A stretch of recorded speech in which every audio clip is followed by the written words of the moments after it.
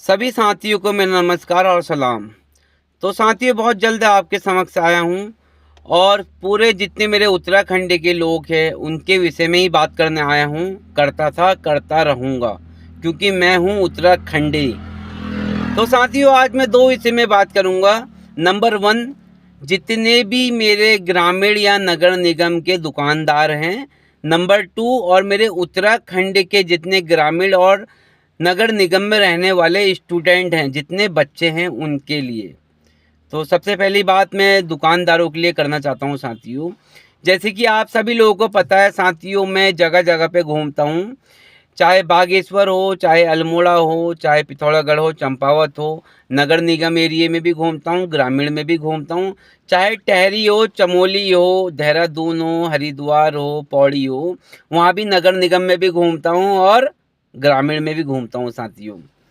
तो साथियों, आज जो मुझे सबसे ज़्यादा दुख लगता है, जो हमारे जितने व्यापारी बंधु लोग हैं, जितने दुकानदार लोग हैं, सबसे ज़्यादा 80% दुख जो झेल रहे हैं पूरे उत्तराखंड के ग्रामीण दुकानदार लोग ग्रामीण एरियो में झेल रहे हैं और 20% शहरों में झेल रहे हैं साथियों। नंबर 1, उन्होंने दुकान बनाना है, उसके बाद उसमें सामान रखना है, उसके बाद बंदरों का आतंक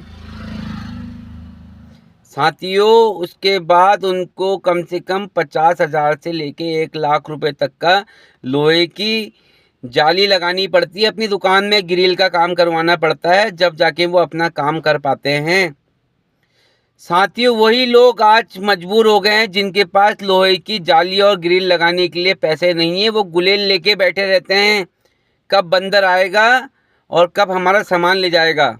साथियों, बंदर ये नहीं कि एक कुरकुरे का पैकेट ले जाएगा, वो पूरी की पूरी लड़ी ले जाएगा।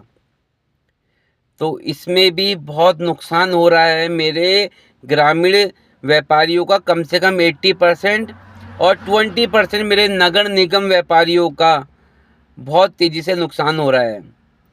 तो मैं इस विषय में श्री पुष्कर सिंह धामी जी, मुख्यमंत्री जी हमारे उत्तराखंड के, उनसे हाथ जोड़ के निवेदन करता हूँ कि इन बंदरों के लिए मोंकी कैचर का इंतज़ाम किया जाएगा या नहीं।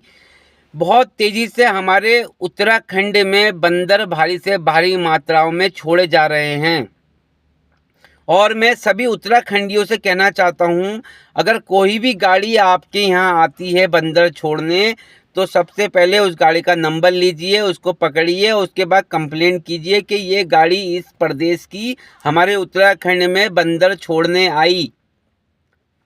साथियों, खतरा यही नहीं कि वो सामान ले जा रहे हैं, वो बच्चों को भी काट रहे हैं और बंदरों का रैबिस आप जानते हैं। बहुत से केस हो चुके हैं उत्तराखंड में, कुमाऊं और गढ़वाल में, जो बच्चों को और महिलाओं को उनका सामान छीनते हुए, खाने पीने की चीज़ छीनते हुए उन्होंने काटा है। और साथियों, दूसरी चीज़ आज मैं कहना चाहता हूँ अपने उत्तराखंड के बच्चों के लिए, जो बहुत मेहनत से पढ़ाई करते हैं। उनके माँ बाप उनके लिए हर चीज़ का प्रबंधन करते हैं कि हमारा बच्चा पढ़े, ज़्यादा से ज़्यादा खर्चा करते हैं। मैं माननीय पुष्कर सिंह धामी जी से कहना चाहता हूँ, सर, बहुत तेज़ी से पेपर भी लीक हो रहे हैं, चाहे पटवारी हो, चाहे समूहों का हो, चाहे फॉरेस्ट गार्ड का हो, बहुत पेपर लीक हो चुके हैं सर। कितने बच्चों के पास पैसे नहीं होते, वो अपने अगल बगल वालों से पैसे मांग के जाते हैं। कभी उनको नैनीताल डिस्ट्रिक्ट पेपर देने जाना पड़ता है, कभी अल्मोड़ा डिस्ट्रिक्ट जाना पड़ता है, कभी बागेश्वर डिस्ट्रिक्ट जाना पड़ता है। तो उनका भी साथ न्याय होना चाहिए, उनको भी भारी से भारी मात्रा में जॉब मिलनी चाहिए, हर विद्यार्थी को मिलनी चाहिए। और मैं सर आपसे कहना चाहता हूँ कि हमारे उत्तराखंड के बच्चे ये नहीं कि इंटर पास करने के बाद या बीए पास करने के बाद या कॉपलेशन करने के बाद पूरी अपने भाबर चले जाए। भाबर नहीं जाएंगे सर, उनको उत्तराखंड में ही जॉब चाहिए।